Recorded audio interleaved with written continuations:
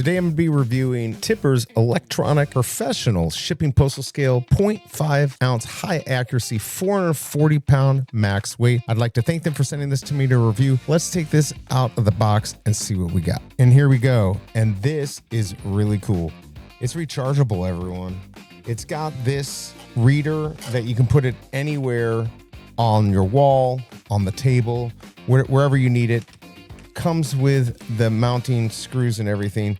Comes with batteries. You can use batteries or you can easily charge it again, USB A to USB C. So before you use it, you're going to hit the T, you're going to tear it off, and you can change kilograms, pounds, whatever you want. To change it, just hit here, the mode, ounces, pounds, ounces and pounds, kilograms, and back to ounces. I'm going to put the dimensions up on the screen: 11.69, 9.68, 1.37 inches. It's going to work with most packages. Obviously, they can go off the side. If you end up with a really large package and you don't have this mounted on the wall, just hit the hold and you're going to get the weight of that. Non-slip design, and you can just put away this if you don't mount the reader up on the wall.